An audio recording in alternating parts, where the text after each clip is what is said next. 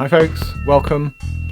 So we're going to review Player of Games by Iain and Banks, of course. And this is the second of the culture novels, second in order of publication anyway. And it's been, well, I don't know, 20 years maybe since I read it last. So there are some of the usual kind of culture features. There are snarky drones, 3 or 4 of them in fact, friendly or otherwise.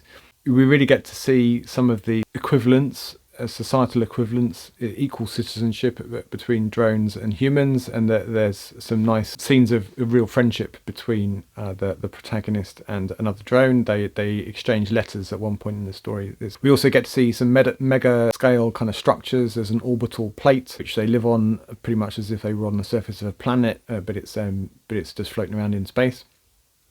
It's big enough to have lakes and mountains and seas and trains and God knows what else. So our protagonist is a guy called Gergely. I'm probably not pronouncing that the way that Banks intended. So he's a champion game player.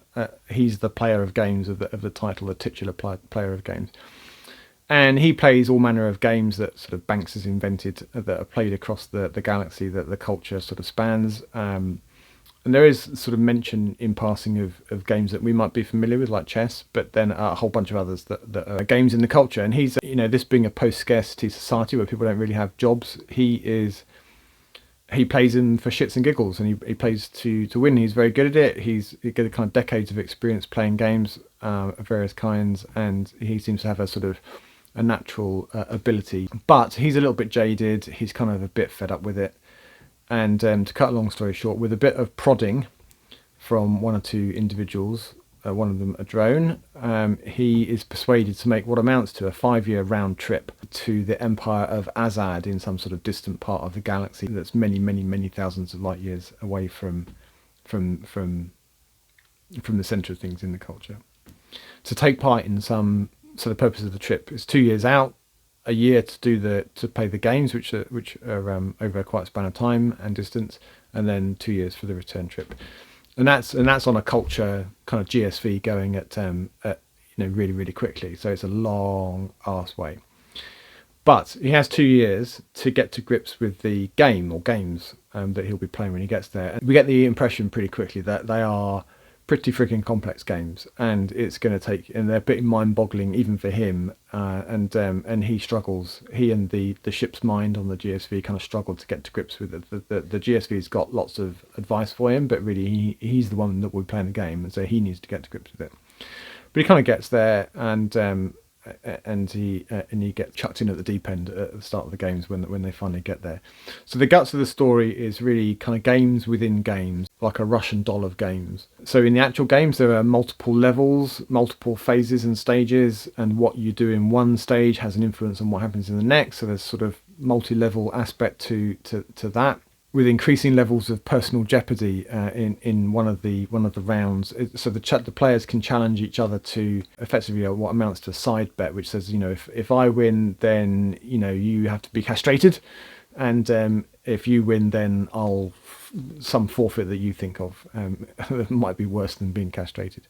And that adds a certain je ne sais quoi to proceedings, so that spices things up quite nicely. So those are the games, and they're kind of convoluted enough, but there are kind of meta games, if you like, sort of broader games. The culture has been doing a kind of dance with the empire of Azad for decades. It becomes clear pretty early on, and things are coming to a head as we discover through the book. The empire of Azad is not merely a sort of backward authoritarian regime. It certainly is that, but it's also cruel and vicious, and with a strong streak of exploitation and torture and depravity and lots of casual violence.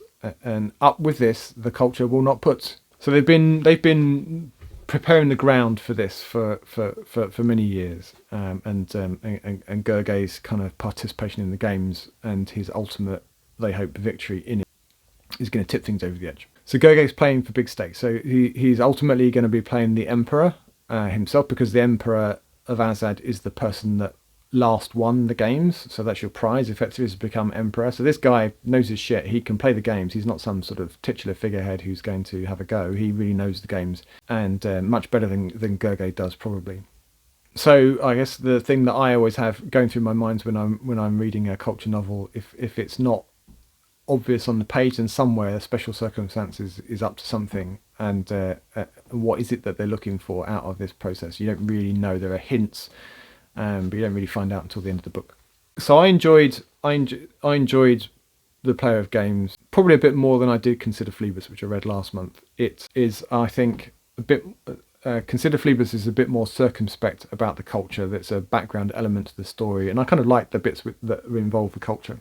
So we do get a bit more culture in the Player of Games. We get a more of a sense of what makes it tick, how a post-scarcity society might actually work, and more, as I said at the beginning, about drones as citizens. That really comes through quite nicely in this book, I think. I thought the Banks did a good job highlighting the everyday depravity of the Empire, which is hidden away from public view and from us for the first kind of half to 2/3 of the book. And I was shocked, along with Gergely, at some of the revelations, which were all shown to him by his accompanying drone, to encourage in him a renewed sense of what he was playing for, and to really make him personally intent on beating this guy. I also really like the alienness of the three. So these aliens that make up the Empire of Azad, the sort of dominant race anyway, have three sexes, three genders. So males, they have females, and they have the apex gender, or apices. And to generalise massively, the males are typically soldiers or minor functionaries. The apices, the apex gender, are the top dogs, and they get all the plum jobs and run the place. And then the females are subservient, and quite often in this book anyway, the provider of sexual services of one kind or another. And those aren't exclusively true. There's some sort of interplay between those roles and the genders. But I thought that dynamic was quite interesting. I really enjoyed the final act, where the intensity of the game sort of reached a crescendo, suitably tense crescendo, with ultimately the planet itself that the final round of the games is set on, kind of going up in flames as the game ended. And with the culture showing its kind of claws ultimately and its true purpose, of what was it really looking for. So the special circumstances kind of gig becomes clear. Gergely's playing his part, but largely unknown to him. But there's wheels within wheels. There's a bigger plan, and that all plays out in the final sort of chapter or 10. There's also a twist in the final pages that I hadn't seen coming that I quite enjoyed. I won't spoil it for you, but that made me chuckle. And then I began to kind of kick myself a little bit for not having spotted it beforehand, because it was in retrospect kind of obvious, but it was funny, made me smile.